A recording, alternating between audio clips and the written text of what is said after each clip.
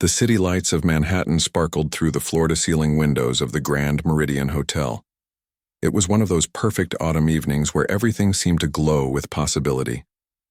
Inside the grand ballroom, crystal chandeliers hung from the ceiling like frozen fireworks, casting soft light over tables draped in white silk. This wasn't just any Saturday night. This was the annual charity gala that everyone who was anyone tried to attend. Maria adjusted her black vest for the 100th time that evening. Her feet ached in shoes that had seen better days, and she could feel a blister forming on her right heel. She'd been on her feet since 6 that morning, working the breakfast shift at a diner in Queens, then rushing to cover lunch at a cafe in Midtown. Now here she was, serving champagne to people who probably spent more on their watches than she made in 6 months. She didn't resent them. Not really. Everyone had their own path in life. Hers just happened to involve 3 jobs and an apartment she shared with 2 roommates in a building where the heat only worked half the time. That was life in New York when you were trying to make it without family money or connections. Maria picked up her tray of champagne flutes and moved through the crowd with practiced ease. After 5 years of waitressing, she could navigate a packed room blindfolded. She knew how to be invisible when people wanted privacy, and visible when they needed service. It was an art form in itself, really. Being present but not present, existing in the background of other people's important moments. "Excuse me, miss," a woman in a diamond necklace called out. Maria turned smoothly, offering a polite smile. "Yes, ma'am. How can I help you? Is there supposed to be music tonight? It feels rather quiet in here." Maria glanced toward the corner of the ballroom where a magnificent grand piano sat alone on a small stage. She'd noticed it the moment she walked in. How could she not? The Steinway gleamed under the spotlight like a sculpture in a museum. But no one had touched it all evening. "I believe there's supposed to be a pianist, ma'am," Maria replied. "Perhaps they're just taking a short break." The woman nodded and turned back to her conversation, but Maria's eyes stayed on the piano for a moment longer. Something stirred in her chest, something she'd learned to keep locked away. She forced herself to look away and continued serving drinks. Near the stage, she could hear raised voices. The event coordinator, a tall woman with perfectly styled hair and an expensive suit, was on her phone. Her face had gone pale, and even from a distance Maria could see her hands shaking. "What do you mean he's not coming?" the coordinator hissed into her phone. "The event started an hour ago. We specifically booked you 3 months in advance." Maria pretended to rearrange glasses on her tray, but she was listening. Every server learned to pick up information. It was part of survival in this world. "I don't care about his food poisoning," the coordinator continued, her voice rising. "I need a pianist here in the next 20 minutes or this entire evening is ruined. Do you understand what's at stake here?" Maria's heart sank. No pianist. She looked around the ballroom at the wealthy guests who were starting to check their watches and phones. Without music, without atmosphere, people would start leaving. She'd worked enough of these events to know how quickly they could fall apart. The coordinator ended her call and immediately dialed another number. Maria watched her make call after call, each conversation more desperate than the last. Every pianist in the city was either already booked, too far away, or asking for triple the original fee. The woman's perfect composure was cracking with each rejection. Maria moved to the service area where the other servers gathered between rounds. Her co-worker Diego was there, checking his phone. "Did you hear about the piano player?" he asked without looking up. "Hard not to," Maria said, setting down her empty tray. "She's making enough noise about it. Apparently this whole gala is supposed to raise money for music education programs. The irony of having no music isn't lost on anyone." Diego shook his head. "Rich people problems, right?" Maria didn't answer. She was watching guests near the exit gathering their coats. The evening was barely halfway through, but people were already leaving. Without the ambiance, without the element that made this event special, it was just another stuffy dinner party. And stuffy dinner parties didn't inspire people to open their wallets for charity. She thought about the music programs that would lose funding, the kids who wouldn't get instruments or lessons, the dreams that would stay locked away because there wasn't enough money to unlock them. She knew something about locked-away dreams. Her hands moved automatically, refilling champagne glasses and clearing plates. But her mind was somewhere else, somewhere in the past, in a small practice room at Juilliard. She was 23 again, with calloused fingers and sheet music spread across every surface. Her professor was telling her she had real potential, the kind that only came along once in a generation. She was exhausted but happy, living on coffee and the pure joy of playing. Then her phone had rung. Her mother had collapsed at work. Stage 4 cancer. The treatments weren't covered by insurance. Someone had to pay the bills, and Maria was an only child. There wasn't a choice to make, not really. You don't let your mother die because you want to play piano. That was 5 years ago. Her mother passed away 2 years later, but by then, Maria was so far behind in her training, drowning in medical debt, that going back seemed impossible. The piano became something she used to do, like a language she used to speak. It was easier not to think about it, but tonight, standing in this ballroom with that beautiful Steinway sitting silent and ignored, it was hard not to think about it. Maria picked up another tray and moved back into the crowd. She was passing the stage when she heard the coordinator on the verge of tears. "Please," the woman was saying into her phone. "I'm begging you. Name your price." A pause. "That's completely unreasonable. You know that's unreasonable." Another pause. Longer this time. "Fine. Forget it." The coordinator lowered her phone and pressed her fingers against her temples. Maria saw her shoulders shake with a silent sob.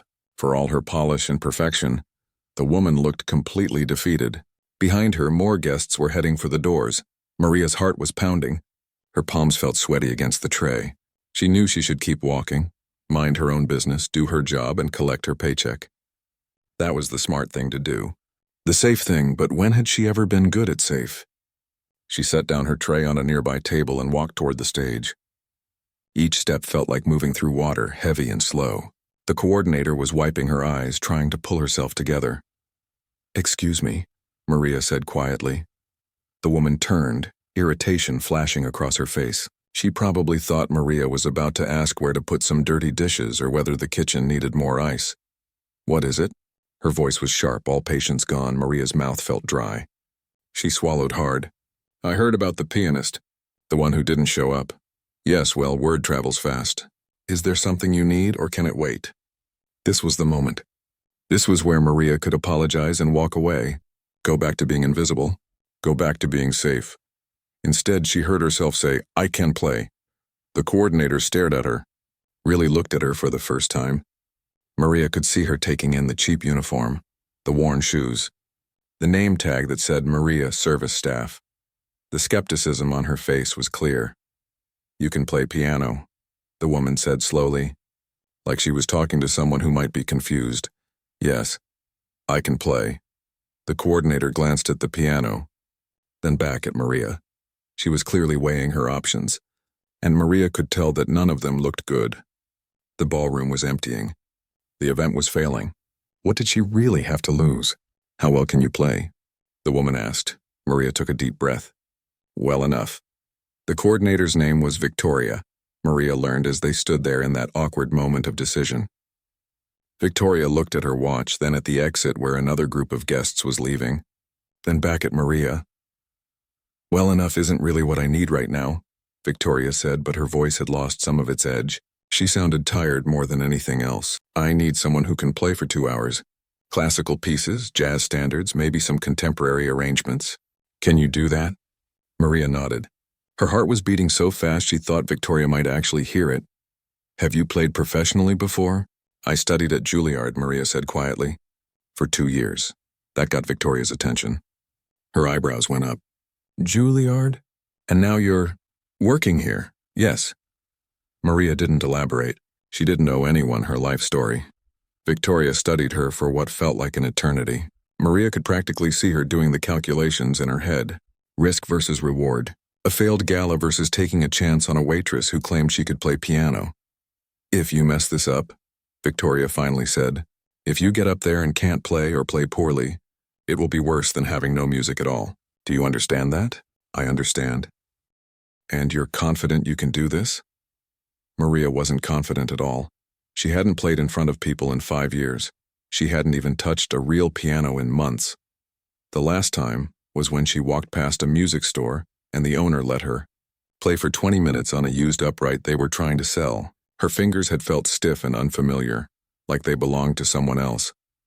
But she looked at Victoria's desperate face and the emptying ballroom and heard herself say, "Yes, I can do this."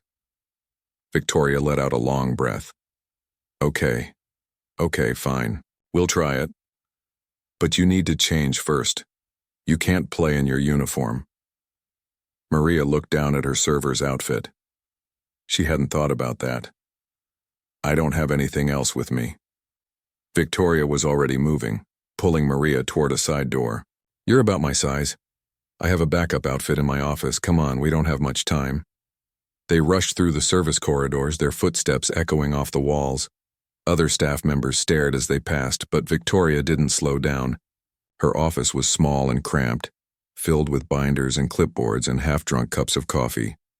She pulled a black dress from a garment bag hanging on the back of the door. Here, put this on.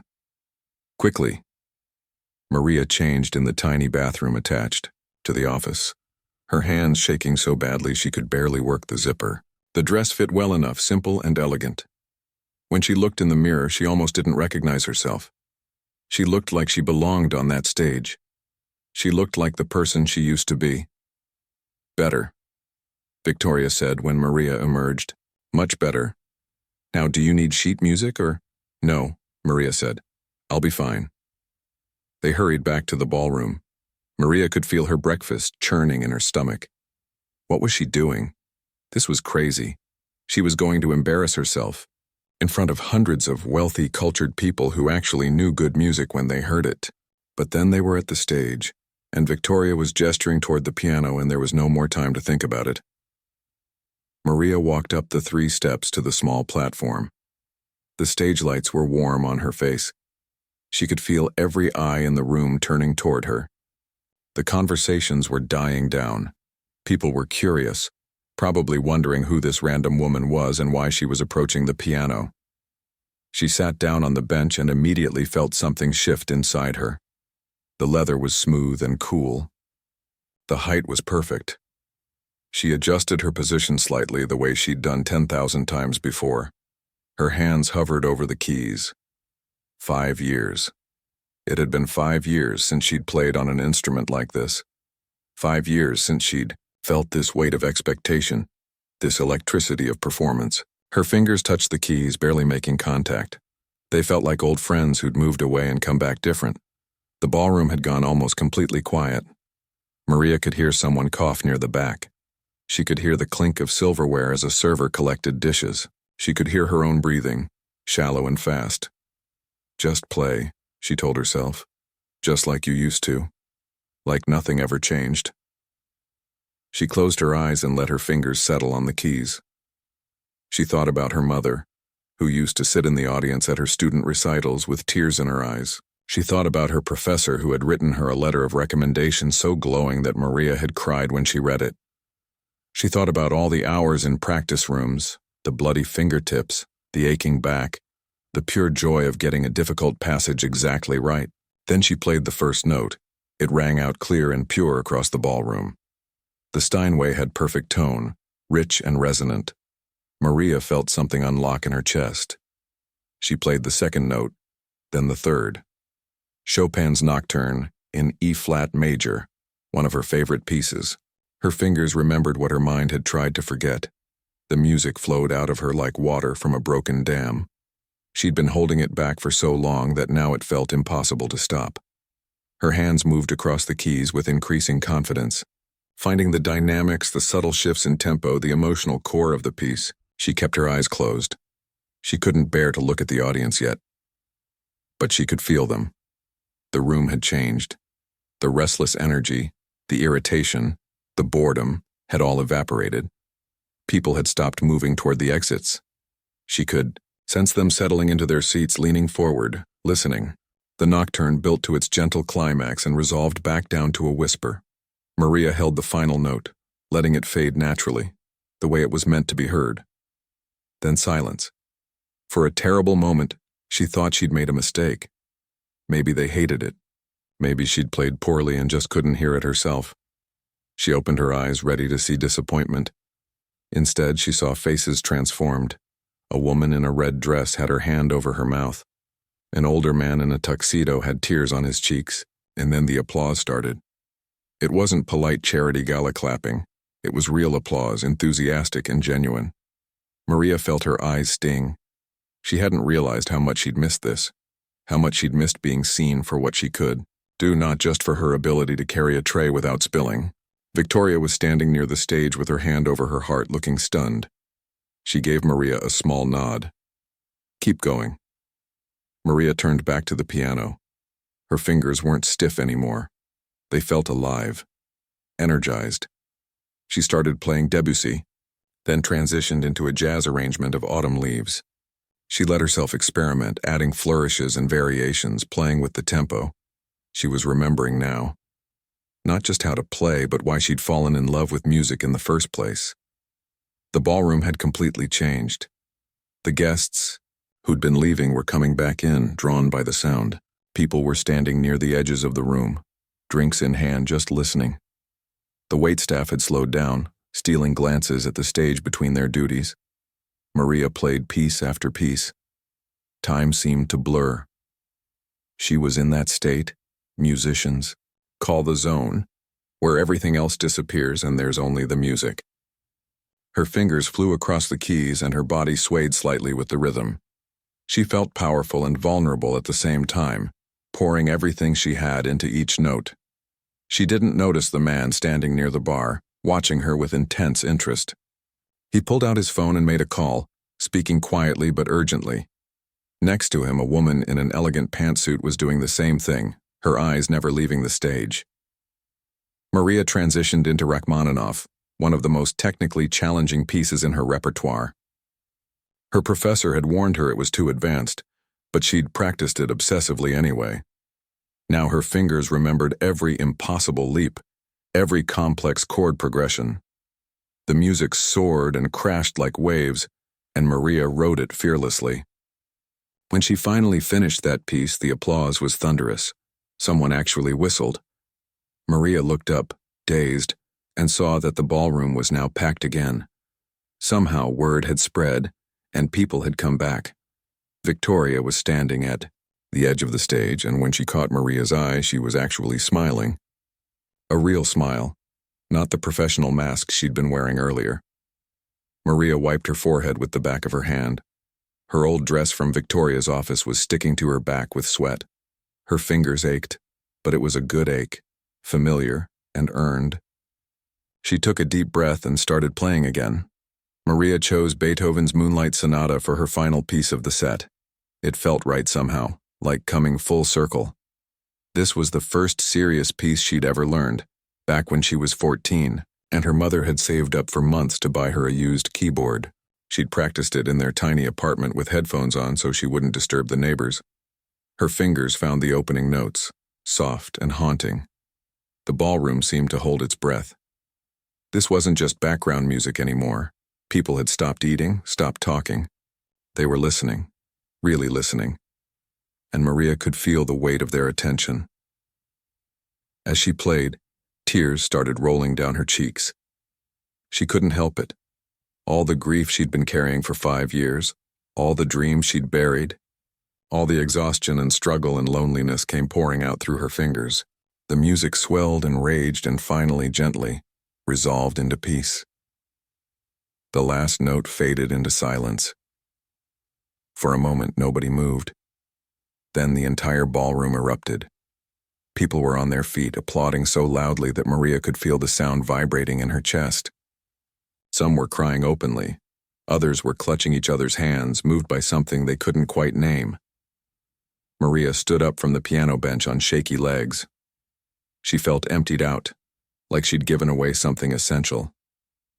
But also lighter, somehow like she'd been carrying a heavy bag for years and had finally set it down. Victoria rushed onto the stage and grabbed Maria's hand, raising it high like a boxing referee declaring a winner. The applause got even louder. Cameras flashed. Maria saw phones pointing at her from every direction, recording this moment that felt both surreal and more real than anything she'd experienced in years. "Ladies and gentlemen," Victoria's voice rang out over the crowd. She'd grabbed a microphone from somewhere. "Maria Chen, everyone. Let's hear it for her." Applause. Maria's face burned. She wasn't used to being the center of attention like this. As a server, she was trained to blend in, to be helpful but invisible.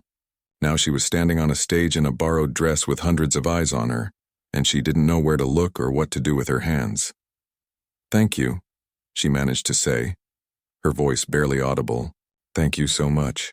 As she tried to leave the stage, she was immediately surrounded. People pressed in from all sides, all wanting to talk to her at once. A photographer was snapping pictures. Victoria was trying to create some space, but the crowd was enthusiastic and insistent.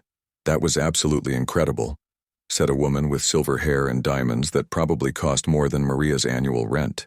"Where did you train?" "Juilliard," Maria said, still feeling dazed. "But I didn't finish." "Your interpretation of the Rachmaninoff was stunning," said a younger man in glasses.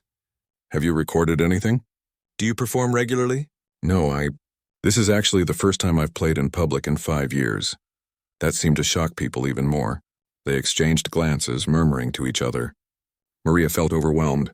She needed air, needed space, needed a moment to process what had just happened. But the crowd kept growing. A tall man in an expensive suit pushed his way through. He had gray hair and sharp eyes that seemed to calculate everything they saw. Excuse me," he said, his voice carrying authority. People actually stepped aside for him. "Ms. Chen, my name is Richard Park. I'm a music producer. I work with the Apollo recording studio downtown. Could we talk for a moment?" Before Maria could answer, another voice cut in. "Richard, don't even try it. Ms. Chen, I'm Helen Kim. I'm the director of programming at Lincoln Center. We need to discuss your future." Maria's head was spinning. Lincoln Center? A music producer? This couldn't be real. Things like this didn't happen to waitresses who played piano at charity galas. This was the kind of story you saw in movies, not the kind that happened in actual life. "I think she needs some space," Victoria said, stepping between Maria and the crowd. "Please, everyone, let's give her a moment." But nobody was backing off. More people wanted to talk to her, to get her contact information, to tell her about opportunities. Business cards appeared in her hands faster than she could look at them. Someone was talking about a concert series. Someone else mentioned a teaching position. The voices blurred together into noise. Then an older man stepped forward, and something about him made the crowd quiet down. He had white hair and wore a simple but elegant suit. His face was kind, with deep lines around his eyes that suggested a life spent smiling. "Maria Chen," he said softly.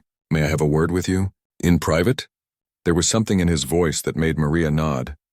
Victoria cleared a path, and Maria followed the man to a quiet corner of the ballroom away from the chaos. "My name is Robert Chen," he said, and Maria's heart skipped a beat.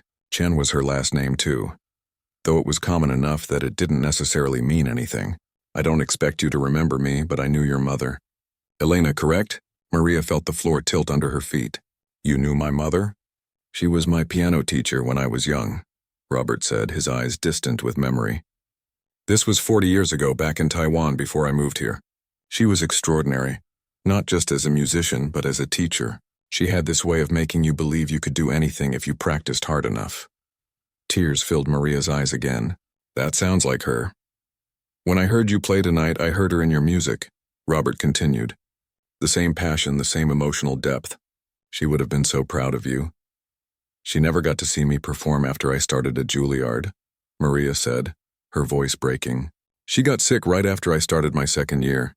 I had to drop out to take care of her and pay for treatments. By the time she passed, I was so far behind, and the debt was so massive that going back seemed impossible." Robert nodded slowly. "I heard she had passed. I tried to find you at the time, to offer my condolences and my help, but I couldn't locate you. You'd moved, changed your phone number." "I had to," Maria said. "Debt collectors were calling constantly. I had to start over with nothing." "Your mother once told me something," Robert said. "We were talking about students who showed real promise but couldn't afford to continue their education. She said that talent was like a seed. You could bury it, you could ignore it, you could even try to kill it, but if it was real talent, it would eventually find a way to grow. It would push through concrete if it had to." Maria wiped her eyes. "I've been trying to bury it for 5 years. And yet here you are," Robert said with a gentle smile. "Growing through the concrete." They stood in silence for a moment. Around them, the gala continued. People were eating dessert now, talking animatedly. The energy in the room had completely changed. Everyone seemed lighter, happier, more generous. Maria could see people pulling out checkbooks, making donations far larger than they'd originally planned. "I want to help you," Robert said finally. "Your mother helped shape who I am today. Let me do the same for you. I've been successful in business, more successful than I probably deserve to be. I've been looking for a way to honor your mother's memory, to honor what she gave me. I don't understand, Maria said. I want to establish a scholarship in your mother's name, Robert explained. The Elena Chen Memorial Scholarship for musicians who have to interrupt their training due to financial hardship. And I want you to be the first recipient. Full tuition, living expenses, everything you need to complete your education and launch your career. Maria couldn't speak. She could barely breathe. This was too much. It was too good to be true. I don't know what to say. Say yes, Robert said simply. Let me help you finish what your mother started. Let her legacy live on through your music. Maria looked across the ballroom at the piano still sitting in its spotlight. She thought about her mother, who had worked 2 jobs to afford Maria's lessons when she was young, who had believed in her even when Maria didn't believe in herself, who had told her near the end that giving up Juilliard was the right choice, even though they both knew it was breaking Maria's heart. She thought about the 5 years of exhaustion, of pushing down her dreams, of pretending she was fine being just a waitress when she was so much more than that. She thought about the feeling of her fingers on those keys tonight, the feeling of being fully alive for the first time in years. Yes, she whispered, then louder. Yes, thank you. Yes. Robert smiled and pulled her into a gentle hug. Over his shoulder, Maria could see Victoria watching them with tears in her eyes. She could see Richard the producer and Helen from Lincoln Center waiting patiently for their turn to talk. She could see her whole life changing in real time. And for once, instead of being terrified, she felt ready. The next morning, Maria woke up in her cramped bedroom thinking it had all been a dream. She stared at the water-stained ceiling and listened to her roommate's alarm going off through the thin walls. Everything felt normal. Too normal. Then she saw the black dress hanging on her closet door. Victoria had told her to keep it. Next to it, on her nightstand, was a stack of business cards so thick she'd needed a rubber band to hold them together. And her phone, which she'd turned off around midnight, showed 73 missed calls and over 200 text messages. It had actually happened. Maria sat up slowly, her fingers aching. They were sore in a way she'd almost forgotten.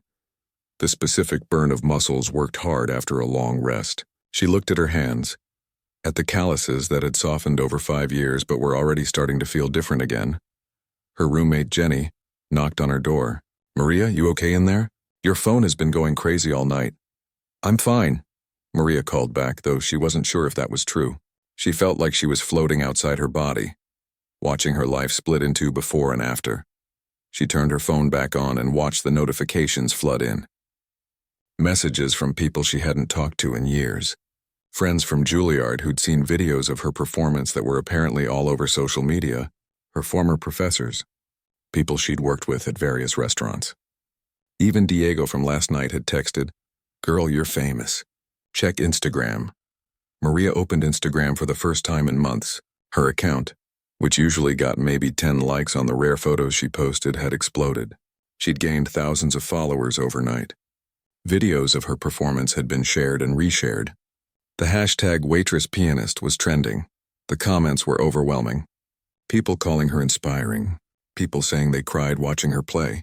People sharing their own stories of abandoned dreams and financial struggles. Some comments were mean, accusing her of faking the whole thing for attention, but most were supportive, incredibly supportive. Another wave of one video had over 2 million views. Someone had filmed her entire performance of the Moonlight Sonata, and you could see the tears on her face, the emotion in every movement. Maria watched herself play, and it was strange, like watching a different person. That woman on the screen looked confident and powerful. She looked like someone who belonged on that stage. Maria didn't feel confident. She felt terrified. Her phone rang. An unknown number.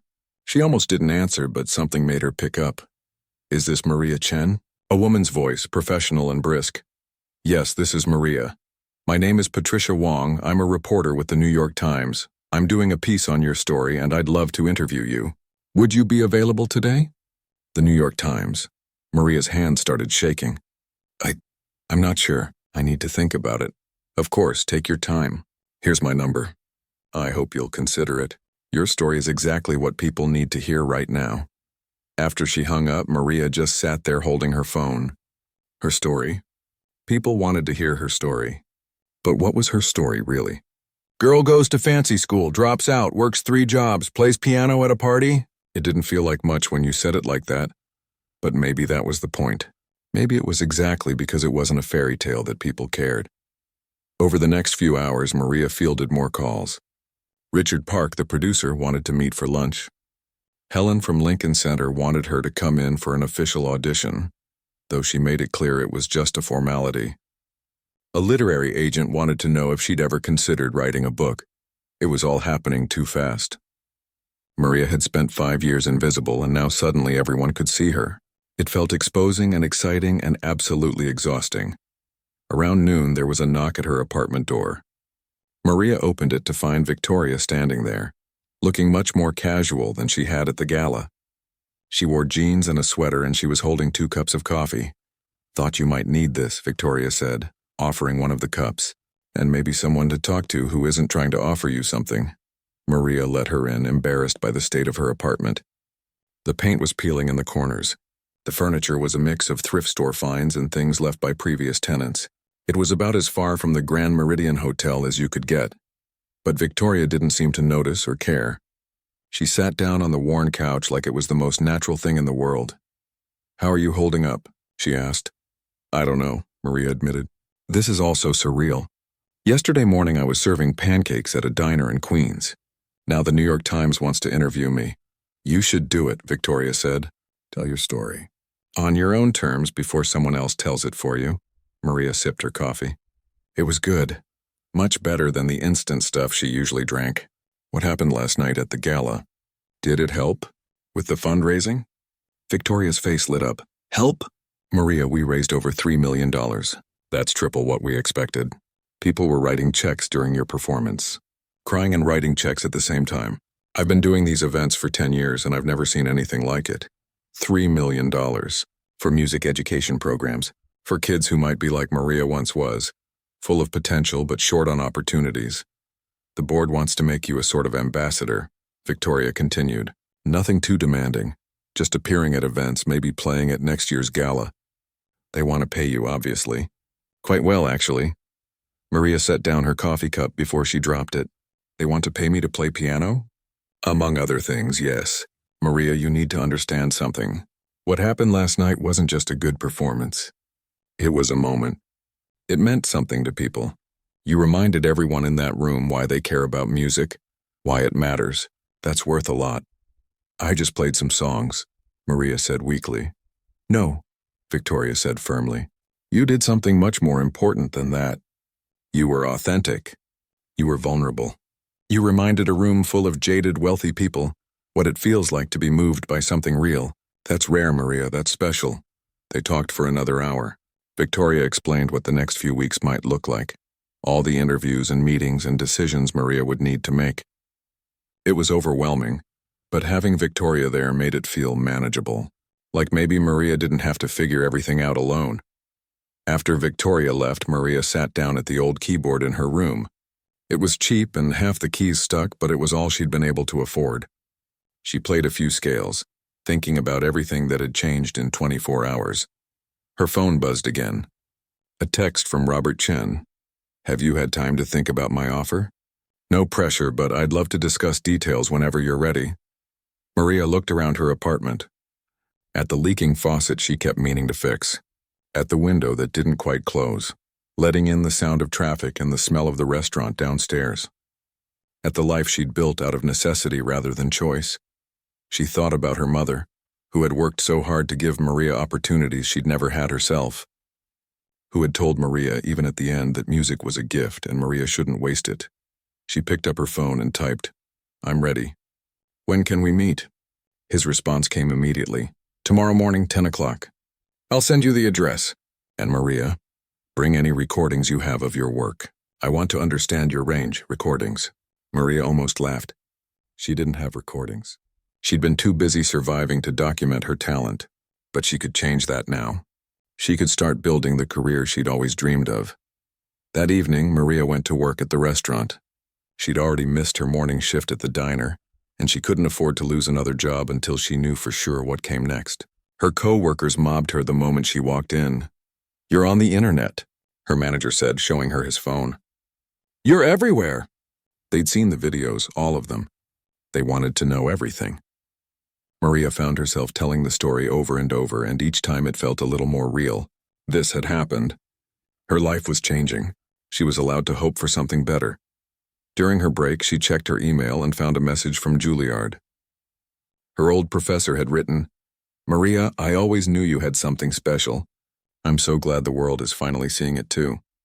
My door is always open if you want to come back and finish what you started." Maria read the email 3 times, tears blurring the words. Come back, finish what she started. It seemed impossible and inevitable at the same time. She wrote back, "Thank you for believing in me when I couldn't believe in myself. I think I'm ready to come home." 3 months later, Maria stood backstage at Lincoln Center, wearing a concert gown that actually belonged to her this time. Through the heavy curtains, she could hear the audience settling into their seats. The murmur of voices, the rustle of programs, the occasional cough, sounds she'd dreamed about hearing again for 5 long years. Her hands were shaking, but not from fear, from anticipation, from joy, from the overwhelming sense that she was exactly where she was supposed to be. "5 minutes, Ms. Chen," a stagehand whispered. Ms. Chen, not "Hey, waitress," or "Excuse me, miss," just her name spoken with respect. Maria walked to the edge of the curtain and peeked out at the audience. The theater was packed, every seat filled. She spotted familiar faces scattered throughout the crowd. Victoria was there, sitting in the 5th row with a smile that could light up the city. Diego and some of her former co-workers from the restaurant had a whole section. Her roommate Jenny had brought her entire family. In the front row sat Robert Chen, looking dignified and proud. Next to him was Helen from Lincoln Center, who had become something of a mentor over the past few months. And there, in the seat of honor, was her old Juilliard professor, Dr. Williams, who had cried when Maria walked back into her studio for the first time. The past 3 months had been a whirlwind. Maria had quit her waitressing jobs, though not without some guilt. She'd worked with those people for years. They'd covered her shifts when her mother was sick. They'd become family, but they'd also been the first ones to tell her to go, to chase this chance she'd been given. Robert had been true to his word. The Elena Chen Memorial Scholarship covered everything: tuition, living expenses, a stipend for a better apartment where she didn't have to listen to traffic all night. More than that, though, Robert had become a friend. He told her stories about her mother as a young teacher, passionate and demanding and kind. Stories Maria had never heard before that made her feel closer to the woman she'd lost. The scholarship wasn't just for Maria. Robert had set it up as a permanent fund.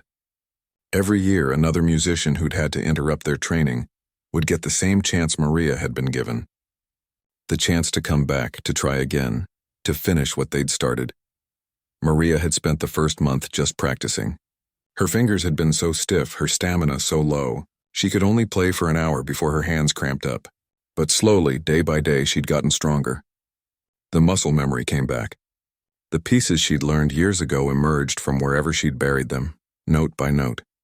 She'd also done the interview with the New York Times. The article had run on the front page of the arts section. From serving tables to center stage, one woman's journey back to music. It was strange seeing her life reduced to paragraphs and quotes, but the reporter had been kind.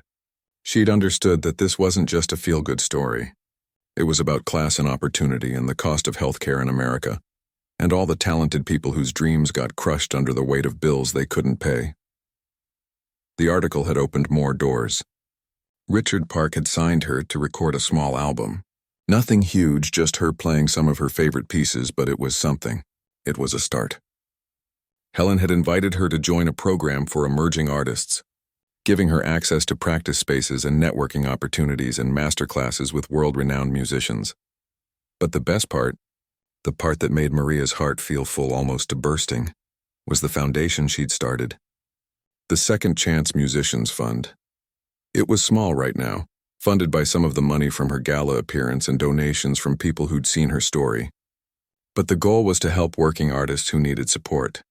Not just students, but anyone who had talent but not time or money or opportunity. Maria had learned something important over the past 3 months. Her story had resonated with people not because it was unique, but because it wasn't.